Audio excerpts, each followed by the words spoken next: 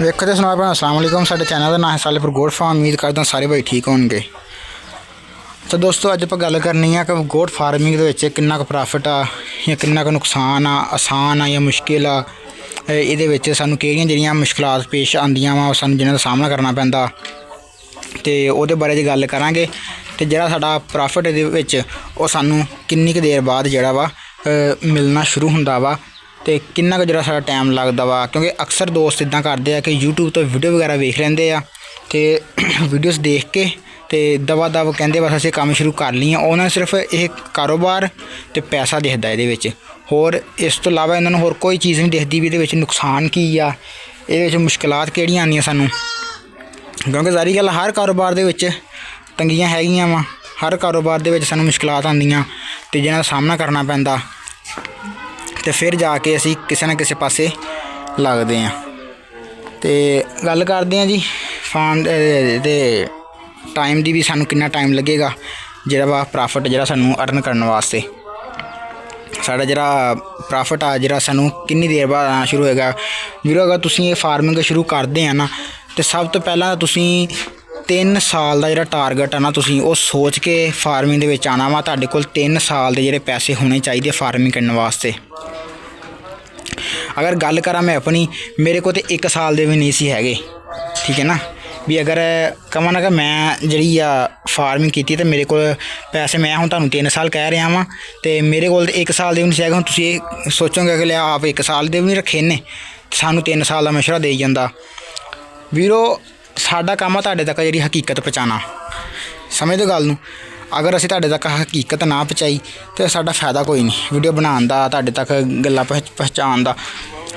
ते इस करके कम से कम तुहाडे कोल 3 साल दा जिहड़ा ना तुहाडे कोल पैसे होने चाहिए आ।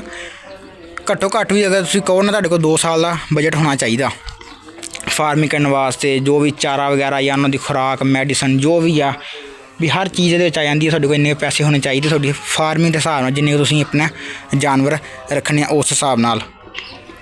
जिद्दां कि मेरे कोल 1 बकरी सी पहलां ते मेरे को उस हिसाब नाल अलहमदुलिल्लाह बथेरे सीगे ते जिहड़ा वा चारा वगैरह खुद दा भी कुछ हैगा सीगा ते कुछ जिहड़ा वा तूड़ी वगैरह जिहड़ी आ गंदम दी वो इस्तेमाल करांदे रहे हैं ते नाल ओहदे जिहड़ी असीं गंदम जिहड़ी आ ना गंदम ते गंदम दी तूड़ी 2 चीज़ां असीं इस्तेमाल करवांदे रहे हैं।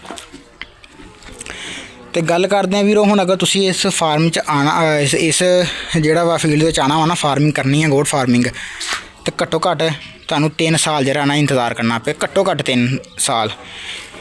इस तो पहलां अगर तुहाडे कोल पैसा वा फिर तो तुहाडे वास्ते 1 साल ही बहुत आ।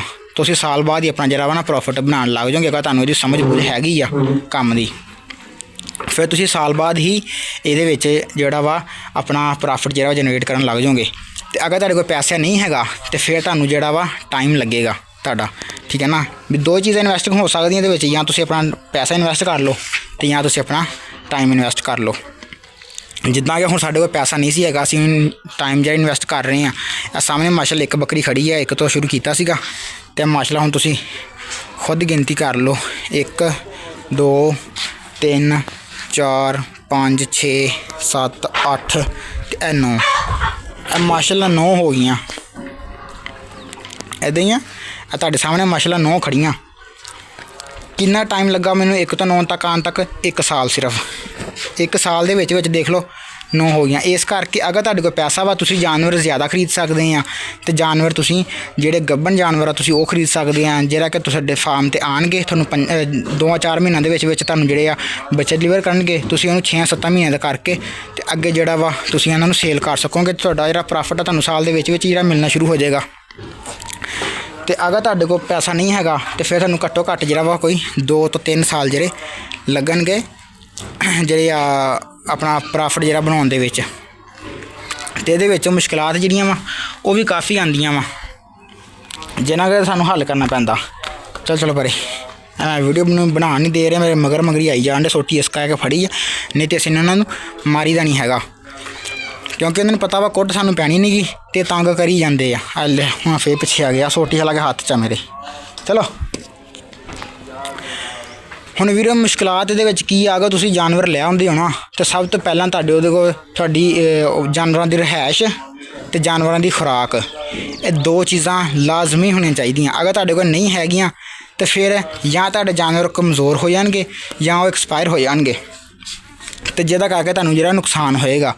ਰਿਹਾਇਸ਼ ਦਾ ਇਹਦੇ ਵਿੱਚ ਕੀ ਜਿਹੜਾ ਵਾ ਕਿਰਦਾਰ ਆ ਕਿ ਸਭ ਤੋਂ ਪਹਿਲਾਂ ਅਗਰ ਤੁਸੀਂ ਆਪਣੇ ਜਾਨਵਰ ਲੈ ਕੇ ਆਉਂਦੇ ਆ ਨਾ ਆਪਣੇ ਫਾਰਮ 'ਤੇ ਤੁਹਾਡੇ ਕੋਲ ਰਿਹਾਇਸ਼ ਹੋਏਗੀ, ਚਾਹੇ ਗਰਮੀ ਚਾਹੇ ਸਰਦੀ ਹੈ, ਫਿਰ ਉਹਨਾਂ ਨੂੰ ਬਰਦਾਸ਼ਤ ਕਰਨ ਦਾ ਜਿਹੜਾ ਵਾ ਨਾ ਉਹਨਾਂ 'ਚ ਹਿੰਮਤ ਹੋਏਗੀ ਵੀ ਅਸੀਂ ਉਹ ਬਰਦਾਸ਼ਤ ਕਰ ਸਕਣਗੇ ਉਹਨੂੰ। ਗਰਮੀ ਸਰਦੀ ਦੀ ਉਹਨਾਂ ਨੂੰ ਕੋਈ ਟੈਨਸ਼ਨ ਨਹੀਂ ਹੋਏਗੀ ਕਿਉਂਕਿ ਉਹਨਾਂ ਕੋਲ ਰਿਹਾਇਸ਼ ਉਹਨਾਂ ਦੀ ਮੌਜੂਦ ਆ। ਅਤੇ ਜਿਹੜਾ ਵਾ ਚਾਰਾ ਵਾ ਤੁਹਾਡੇ ਕੋਲ ਚਾਰਾ ਮੌਜੂਦ ਹੋਏਗਾ ਤਾਂ ਤੁਸੀਂ ਇਹਨਾਂ ਨੂੰ ਚਾਰਾ ਦਿਓ, ਇਨਸ਼ਾਅੱਲਾ ਉਹਨਾਂ ਦੀ ਜਿਹੜੀ ਸਿਹਤ ਆ ਉਹ ਬਿਲਕੁਲ ਅੱਛੀ ਰਹੇਗੀ। ਅਤੇ ਅਗਰ ਤੁਹਾਡੇ ਕੋਲ ਚਾਰਾ ਮੌਜੂਦ ਨਹੀਂ ਤਾਂ ਡੈਫੀਨੇਟਲੀ ਉਹਨਾਂ ਦੀ ਜਿਹੜੀ ਆ ਸਿਹਤ ਆ ਉਹ ਕਮਜ਼ੋਰ ਹੋਏਗੀ ਅਤੇ ਵਿੱਚ ਤੁਹਾਡੇ ਜਾਨਵਰ ਕੁਛ ਐਕਸਪਾਇਰ ਵੀ ਹੋ ਸਕਦੀ ਹੈ, ਜਿਹਦਾ ਕਰਕੇ ਵੀ ਤੁਹਾਨੂੰ ਵਿੱਚ ਨੁਕਸਾਨ ਵੀ ਹੋਏਗਾ ਇਹਦੇ ਵਿੱਚ। ਅਤੇ ਦੂਸਰਾ ਸਰਦੀ ਵਿੱਚ ਤੁਸੀਂ ਬੱਕਰੀਆਂ ਨੂੰ ਸਰਦੀ ਤੋਂ ਬਚਾਉਣਾ, ਗਰਮੀ ਵਿੱਚ ਬੱਕਰੀਆਂ ਨੂੰ ਗਰਮੀ 'ਚੋਂ ਬਚਾਉਣਾ। ਖੈਰ ਗਰਮੀ ਵਿੱਚ ਜਾਨਵਰਾਂ ਨੂੰ ਕੋਈ ਮਸਲਾ ਨਹੀਂ ਹੁੰਦਾ। ਆ ਹੁਣ ਧੁੱਪੇ ਬੈਠੇ ਸੀਗੇ ਅਤੇ ਹਲਕੀ ਫੁਲਕੀ ਧੁੱਪ ਸਾਡੇ ਸਾਹਮਣੇ ਦੇਖ ਸਕਦੇ ਕਿੰਨੀ ਤੇਜ਼ ਧੁੱਪ ਆ। ਅਤੇ ਜਿਹੜਾ ਵਾ ਨਾ ਗਰਮੀ ਵਿੱਚ ਇਸ ਜਾਨਵਰ ਨੂੰ ਕੋਈ ਏਡਾ ਖਾਸ ਮਸਲਾ ਨਹੀਂ, ਲੇਕਿਨ ਸਰਦੀ ਜਿਹੜਾ ਨਾ ਇਹ ਜਾਨਵਰ ਬਹੁਤ ਜ਼ਿਆਦਾ ਮਨਾਉਂਦਾ। ਸਰਦੀ ਇਸ ਜਾਨਵਰ ਕੋਲ ਨਹੀਂ ਬਰਦਾਸ਼ਤ ਹੁੰਦੀ, ਇਸ ਕਰਕੇ ਤੁਸੀਂ ਆਪਣੇ ਜਾਨਵਰ ਨੂੰ ਸਰਦੀ ਤੋਂ ਜਿੰਨਾ ਹੋ ਸਕੇ ਉਨਾ ਬਚਾਉਣਾ ਵਾ। ਅਤੇ ਤੁਸੀਂ ਆਪਣੇ ਜਾਨਵਰ ਦੀ ਸਿਹਤ ਦਾ ਜ਼ਿਆਦਾਤਰ ਖਿਆਲ ਸਿਹਤ ਦਾ ਰੱਖਣਾ ਵਾ ਅਤੇ ਉਹਦੀ ਸਿਹਤ ਨਾ ਡਾਊਨ ਹੋਵੇ। ਅਗਰ ਤੁਹਾਡੇ ਜਾਨਵਰ ਦੀ ਸਿਹਤ ਵਗੈਰਾ ਡਾਊਨ ਹੋ ਜਾਂਦੀ ਆ ਅਤੇ ਫਿਰ ਤੁਹਾਨੂੰ ਕੋਈ ਫਾਇਦਾ ਨਹੀਂ ਹੈਗਾ ਇਹਦੇ ਵਿੱਚ, ਫਿਰ ਨੁਕਸਾਨ ਹੀ ਨੁਕਸਾਨ ਆ।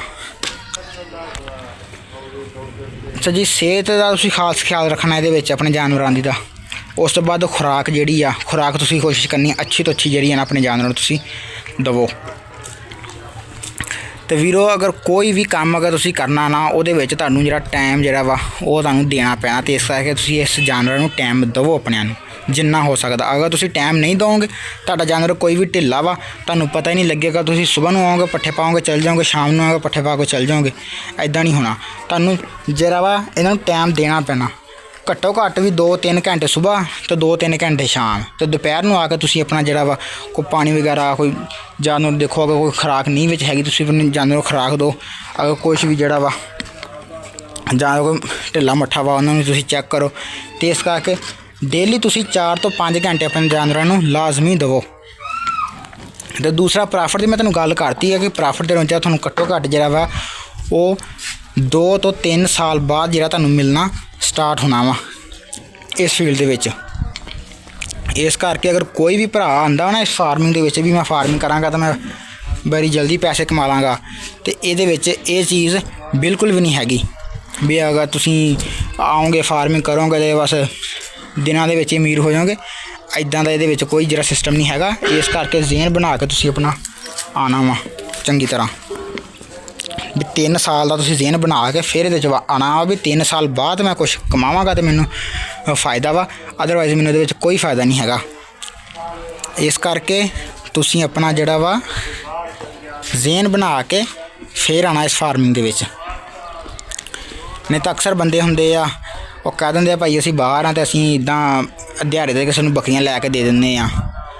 ਵੀਰ ਉਹਦੇ ਵਿੱਚ ਵੀ ਅਗਲਾ ਬੰਦਾ ਮਿਹਨਤੀ ਸਮਝਦਾਰ ਅਤੇ ਮੁਖਲਸ ਹੋਣਾ ਚਾਹੀਦਾ ਵਾ। ਉਹਨੂੰ ਬੱਕਰੀ ਦੀ ਕੋਈ ਸਮਝ ਬੂਝ ਥੋੜ੍ਹੀ ਬਹੁਤ ਹੋਣੀ ਚਾਹੀਦੀ ਆ। ਅਤੇ ਦੂਸਰਾ ਉਹ ਮੁਖਲਸ ਹੋਵੇ। ਅਗਰ ਤੁਸੀਂ ਕਿਸੇ ਨੂੰ ਲੈ ਕੇ ਦੇ ਰਹੇ ਆ ਨਾ ਤੈਨੂੰ ਉਹਦਾ ਮੁਖਲਸ ਹੋਣਾ ਲਾਜ਼ਮੀ ਆ, ਅਤੇ ਫਿਰ ਤੁਸੀਂ ਕਾਮਯਾਬ ਆ। ਨਹੀਂ ਤਾਂ ਤੁਸੀਂ ਬਾਹਰ ਆ ਤਾਂ ਤੁਸੀਂ ਆਪਣੇ ਕੋਈ 4 ਪੈਸੇ ਜੋੜੋ, ਪਾਕਿਸਤਾਨ ਆ ਕੇ ਆਪਣਾ ਕੰਮ ਸ਼ੁਰੂ ਕਰੋ, ਇਹਦੇ ਵਿੱਚ ਕਿਹੜੀ ਵੱਡੀ ਗੱਲ ਆ। ਅਤੇ ਮੁਸ਼ਕਿਲਾਤ ਦੇ ਵਿੱਚ ਵੀ ਇੰਨੀਆਂ ਕੁ ਛੱਡ ਗੱਲਾਂ ਤੋਂ ਤੁਹਾਨੂੰ ਸਿਰਫ ਸਮਝਣ ਦੀ ਲੋੜ ਆ। ਮੁਸ਼ਕਿਲਾਤ ਦੇ ਵਿੱਚ ਬਹੁਤ ਆ। ਪਿਛਲੇ ਦਿਨਾਂ ਬਾਰਿਸ਼ਾਂ ਹੋ ਰਹੀਆਂ ਸੀ, ਬਾਰਿਸ਼ਾਂ ਦੇ ਵਿੱਚ ਜਿਹੜਾ ਵਾ ਇਹ ਤੁਸੀਂ ਸਾਹਮਣੇ ਦੇਖ ਰਹੇ ਹੋ ਇੱਟਾਂ ਲੱਗੀਆਂ ਹੋਈਆਂ ਗਾਡਰ ਦੇ ਨੀਚੇ ਪਾਸੇ। ਇਹ ਇੱਟਾਂ ਨਹੀਂ ਸੀ ਇੱਥੇ ਲਾਈਆਂ ਹੈਗੀਆਂ। ਸਰਦੀ ਦਾ ਬਾਅਦ ਨਹੀਂ ਆ, ਸਰਦੀ ਜਦੋਂ ਖਤਮ ਹੋਈ ਆ ਇੱਟਾਂ ਮੈਂ ਕੱਢ ਦਿੱਤੀਆਂ ਸੀ ਇੱਥੋਂ ਦੀ। ਅਤੇ ਜਦੋਂ ਬਾਰਿਸ਼ ਹੋਈ ਆ ਅਤੇ ਫਿਰ ਬਰਫ਼ ਦੇ ਗੜੇ ਵੀ ਪਏ। ਅਸੀਂ ਤਾਂ ਗੜੇ ਕਹਿੰਦੇ ਉਹਨੂੰ ਵੀ ਗੜੇ ਪੈਣ ਡੇ ਆਪਣੀ ਜ਼ੁਬਾਨ ਦੇ ਵਿੱਚ, ਓਲੇ ਅਸੀਂ ਕਹਿ ਦਿੰਦੇ ਹਾਂ। ਅਤੇ ਉਹ ਜਿਹੜੇ ਆ ਨਾ ਓਲੇ ਇੱਥੋਂ ਜਾਂਦੇ ਸੀਗੇ ਇਸ ਜਗ੍ਹਾ ਤੋਂ, ਅਤੇ ਉਹ ਅੰਦਰਲੀ ਦੀਵਾਰ ਤੱਕ ਜਿਹੜੇ ਆ ਨਾ ਜਾ ਰਹੇ ਸੀ ਅੰਦਰ। ਉੱਤੋਂ ਤੂਫਾਨ ਚੱਲ ਰਿਹਾ ਸੀ, ਉੱਤੋਂ ਬਾਰਿਸ਼ ਦੇ ਨਾਲ ਬਰਫ਼ ਦੇ ਓਲੇ ਪੈ ਰਹੇ ਸੀਗੇ। ਅਤੇ ਇਹ ਚੀਜ਼ਾਂ ਦਾ ਵੀ ਜਿਹੜਾ ਵਾ ਇਹਤਿਆਤ ਰੱਖਣਾ ਪੈਂਦਾ ਵਾ। ਮੈਂ ਖੁਦ ਉੱਪਰ ਆਇਆ ਵਾਂ, ਇਹ ਰੂੜੀ ਵਗੈਰਾ ਮੈਂ ਇਕੱਠੀ ਕਰਨ ਆਇਆ ਸੀ ਉੱਪਰ ਨੂੰ, ਕਿਉਂਕਿ ਮੁਰਗੀਆਂ ਤੁਹਾਨੂੰ ਪਤਾ ਸਾਰੀਆਂ ਜਿਹੜੀਆਂ ਨਾ ਖਿਲਾਰ ਦਿੰਦੀਆਂ ਵਾ, ਅਤੇ ਇਸ ਕਰਕੇ ਇਹ ਚੀਜ਼ਾਂ ਸਾਨੂੰ ਖਿਆਲ ਰੱਖਣਾ ਪੈਂਦਾ। ਅਤੇ ਬਾਕੀ ਉਮੀਦ ਕਰਦੇ ਹਾਂ ਦੋਸਤਾਂ ਨੂੰ ਵੀਡੀਓ ਪਸੰਦ ਆਈ ਹੋਏਗੀ। ਜੁਮਾ ਸ਼ੁਰੂ ਹੋ ਗਿਆ ਵਾ, ਅੱਜ ਜੁਮਾ ਮੁਬਾਰਕ ਆ। ਅਤੇ ਬਾਕੀ ਅੱਲਾ ਖੈਰ ਕਰੇ। ਹੁਣ ਚੱਲਦੇ ਹਾਂ ਜੁਮਾ ਪੜ੍ਹਨ ਅਤੇ ਮਿਲਦੇ ਹਾਂ ਇੰਸ਼ਾਅੱਲਾ ਅਗਲੀ ਵੀਡੀਓ 'ਚ। ਦੁਆਵਾਂ ਯਾਦ ਰੱਖਿਓ। ਅੱਲਾ ਹਾਫਿਜ਼।